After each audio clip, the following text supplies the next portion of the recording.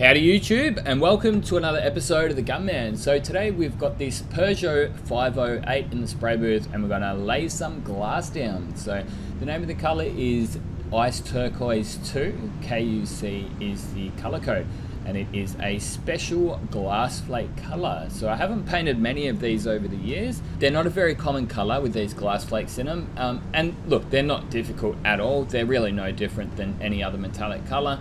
It's just got a special additive in it, and it actually is literally crushed up glass flakes, right? So yeah, you may notice from after I put the Prepsol on, you got these sort of big sort of glittery flakes in there. Well, they're not metallics, they're actually, yeah, glass flake.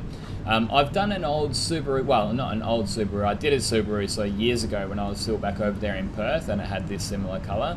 And as soon as I came to this car, like I just walked past this car, I looked at it and I'm like, it kind of looks like that glass flake. There's just a different look that it's got to it. But the reason we're doing this car, there was some issue in the metalwork underneath actually. So someone must have done it previously, and it was like whatever primer they used, it was crinkling up, and it was like the metal was nearly like it turned white. It was like it oxidized. It was like I don't know, nearly like electrolysis or something, like some sort of funky thing going on with the primers or the metal underneath. So what we had to do is just strip it all back, and we just did a dry strip. We don't, where possible, we'll sort of avoid using the paint stripper.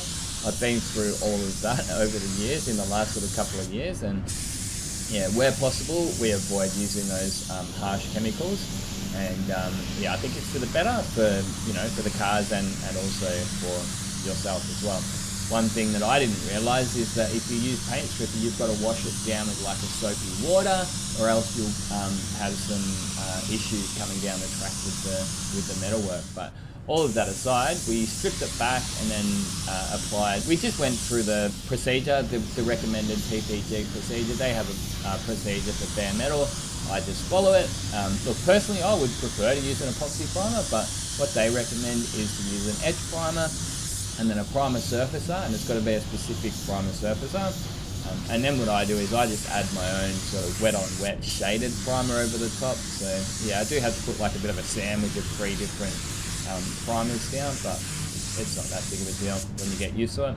Just follow I'm just a procedure follower. You know, that's why I said to one of my friends when I was painting his car, he said, oh, can you try to just care a little bit more on this one? And I'm like, man, it's no different than any other car. I'm like, sorry to say, but I just have a procedure for everything.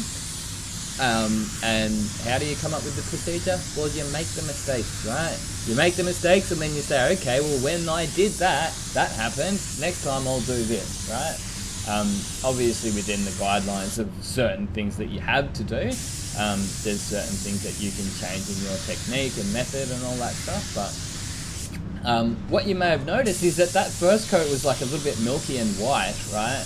So I was actually mentioning it in a previous video of mine that the pouring caps on some of the PPG Enviro base, like the top of the cap can sort of start clogging up as the air gets inside it.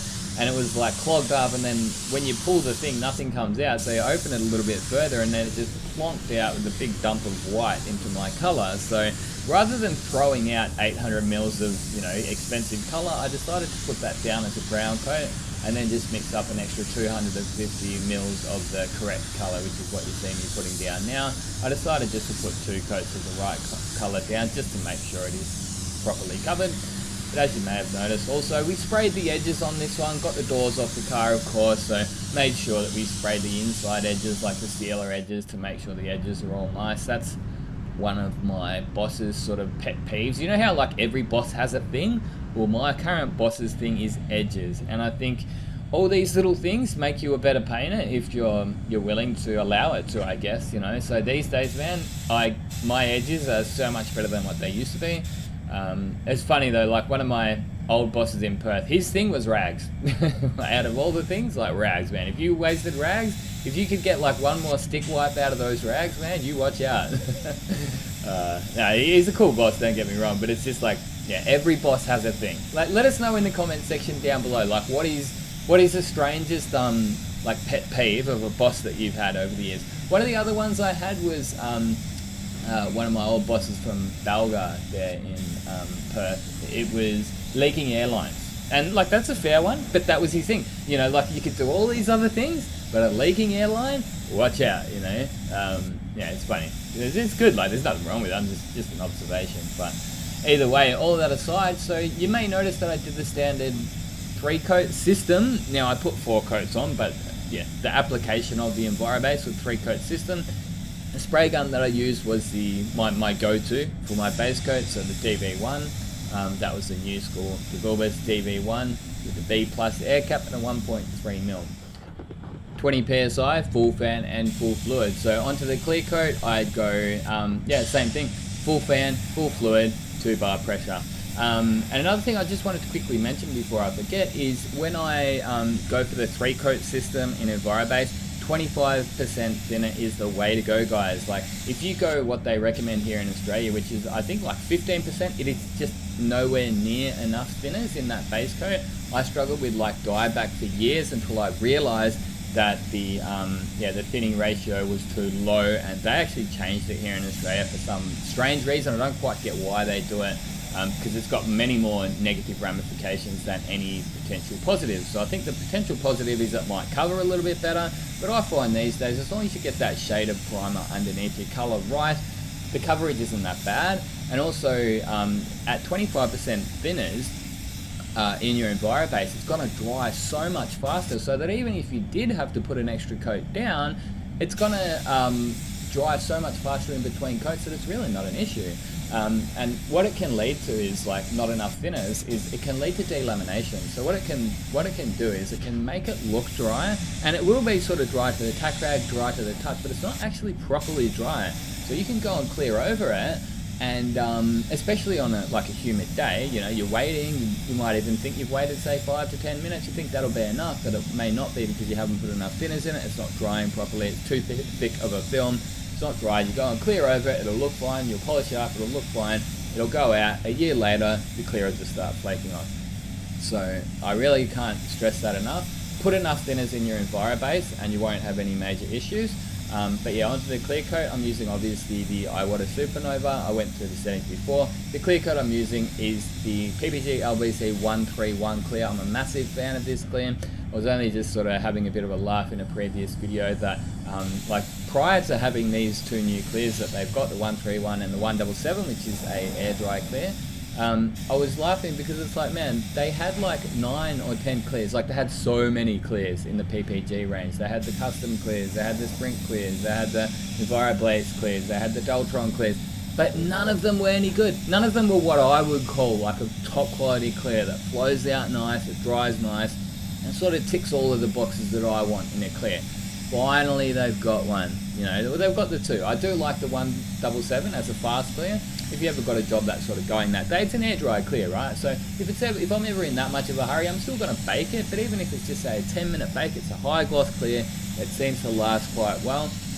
I do actually want to put it on a car that I can sort of monitor. So I do actually want to put some of that 177 clear on maybe even my car at one point, or, you know, a car that sort of I can sort of keep an eye on how it lasts. But yeah, that's just one of those things that you're not going to know until time, but time will tell how those things are going to last. But on the other hand, I think a big part of the way that your clear coats last is how they're looked after, and I think most people don't really look after their paint as well as what they really should.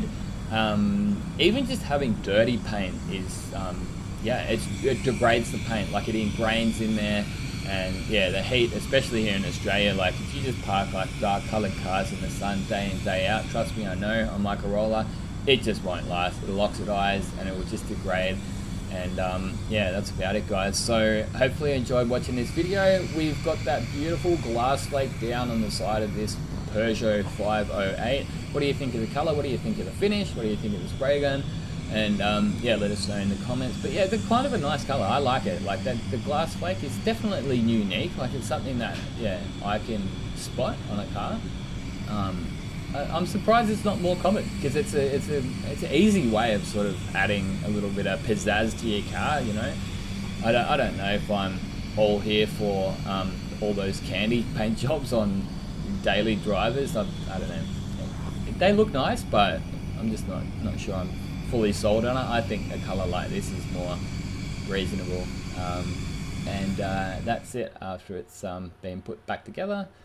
Obviously it needs a little bit of a wash and a polish, but that'll get done in due time.